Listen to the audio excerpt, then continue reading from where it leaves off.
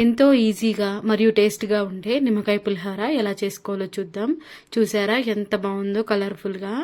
దేవుడికి నైవేద్యంగా, ప్రసాదాలకి, పూజల రోజు చేసుకోవచ్చు. మనం ట్రావెలింగ్లో కానీ అప్పటికప్పుడు మనకు టిఫిన్ తినాలనిపించినా ఇలా చేసుకోవచ్చండి. చాలా టేస్ట్గా ఉంటుంది. ముందుగా మనం వైట్ రైస్ని ఇలా పొడి పొడిగా ఉడికించుకుందామండి.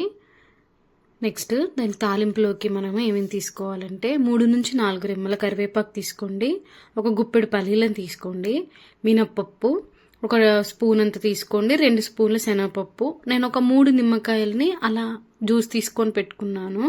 ఒక 4 పచ్చిమిర్చి తీసుకోండి, దాన్ని చీలికలుగా కట్ చేసుకోండి. నేను వీడియోలో చూపించినట్టు.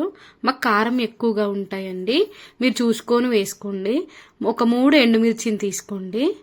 ముందుగా కడాయి పెట్టుకోండి. ఆయిల్ వేడెక్కిన తర్వాత ఒక 4 స్పూన్ల ఆయిల్ వేసుకోండి. ఆయిల్ వేడెక్కిన తర్వాత మనం ఆవాలు 2 స్పూన్లు వేసుకుందాము. ఆయిల్ కొంచెం ఎక్కువగానే బాగుంటుందండి పులిహోరలోకి. ఒక 1/2 స్పూన్ జీలకర్ర ఎక్కువగా వేసుకోవద్దు. పులిహోరలో పంట కింద పడితే అంత బాగోదు, ఎక్కువగా వేసుకోవద్దు. ఒక గుప్పెడు పల్లీలను వేసుకోండి. బాగా చిన్న మంట మీద కలుపుకోండి. నెక్స్ట్ శనగపప్పు వేసుకోండి. మనం చూపించిన విధంగా 2 స్పూన్ల శనగపప్పు, ఒక స్పూన్ అంత మినప్పప్పు. పోపులు ఎక్కువగానే ఉంటే బాగుంటుంది. మీకు ఎంత పోపులు కావాలనిపిస్తే అంత ఎక్కువగా వేసుకోండి. పల్లీలు, శనగపప్పు, మన మినపప్పు చిన్న మంట మీద దోరగా వేయించుకున్న తర్వాత మనం కట్ చేసుకొని పెట్టుకున్న మన పచ్చిమిర్చిని వేసుకొని పచ్చిమిర్చి కూడా బాగా వేగేలాగా కలుపుకోండి. చూస్తున్నారు కదా మన పల్లీలు, శనగపప్పు ఎంత బాగా వేగాయో.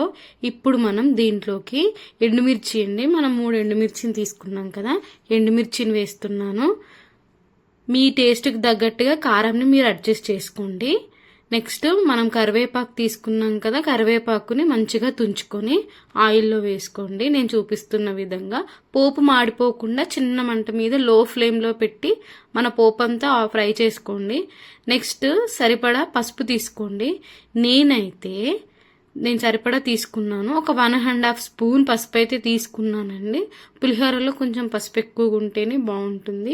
ఈ స్టేజ్లోనే నచ్చిన వాళ్ళు ఇంగువ వేసుకోవచ్చు. మా ఇంటి వాళ్ళు ఇంగువ ఫ్లేవర్ అంతగా ఇష్టపడరు, సో నేను వేయట్లేదు.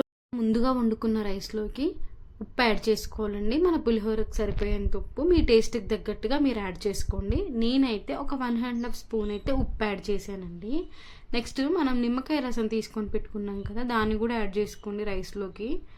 మీ టేస్ట్కి తగ్గట్టుగానే సాల్ట్ యాడ్ చేసుకొని బాగా కలపండి. మన రైస్కి బాగా పట్టాలి ఉప్పు, మన నిమ్మకాయ రసం పడితే బాగుంటుందండి. మన నిమ్మకాయ రసం అంతా మంచిగా పట్టిన తర్వాత మనం ముందుగా తాలింపు చేసుకొని పెట్టుకున్నాం కదా, మన పోపు మిశ్రమాన్ని వేసేసుకుందాము. కరివేపాకు, పచ్చిమిర్చి దోరగా వేయించుకోవాలి. నేను చూపించినట్టుగా మీడియం ఫ్లేమ్ మీద పల్లీలను వేయించుకోండి. చాలా బాగుంటుంది రుచి అయితే. చిన్నపిల్లలు అయితే చాలా ఇష్టంగా తింటారు. మన తాలింపు వేసాం కదా, దీన్ని మంచిగా కలుపుకోండి. చూడండి ఒకసారి ఎంత మంచి కలర్ వచ్చిందో. ఈ టైంలోనే బాగా కలుపుకున్న తర్వాత సాల్ట్ ఏమైనా తక్కువ అయితే అడ్జస్ట్ చేసుకోవచ్చండి, పర్లేదు. చూడండి ఎంత బాగుందో. ట్రావెలింగ్లో కానీ ఇంట్లో టిఫిన్ అప్పటికప్పుడు చేసుకోవాలన్నా, అన్నం మిగిలిపోయిన రాత్రి అన్నము చేసుకోవచ్చు. దేవుడికి పూజల రోజు ప్రసాదంగా చేసుకుంటే మనకు ఒక 20 నిమిషాల్లో అయిపోతుంది. ఖచ్చితంగా ట్రై చేయండి.